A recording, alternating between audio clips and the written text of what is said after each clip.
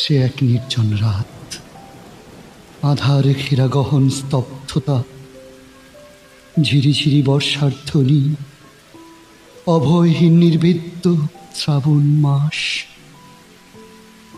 হঠাৎ আমার হাতে শীতল হাতের পরশ, আমার অবদ্ধ চাউনিতে এক আবছায়া রমণী অবয়ব, চকিতে বধির কুহর, তার কম্পিত কণ্ঠে আরতি, আমায় বাঁচান দাদা, আমায় বাঁচান, ওরা আমায়। বাক্যের পূর্ণতার তর সইল না ওদের। একদল ক্ষমতাশালী গণধর্ষক টেনে হিচড়ে নিয়ে গেল অসহায় নারীত্ব। আমার অজস্র অনুরোধ, কাকুতি মিনতি উড়ে গেল ওদের ধারালো ছোড়ার ডানা ঝাপটায়। আমার আমার দু চোখের বিনিময়ে আমি শুনতে পেলাম কান্না, চিৎকার, গোগানি, ছুরিকাহত রমণীর শেষ নিঃশ্বাস, আর পিশাচের উল্লাস।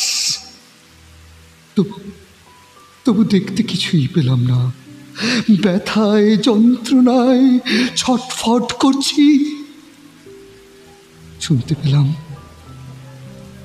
মুখ যদি খুলিস তোর মেয়েরও। আড়ষ্ট আমার প্রতিবাদী মন, স্তব্ধ আমার চিত্ত, অন্ধ নির্বাক একমাত্র সাক্ষী।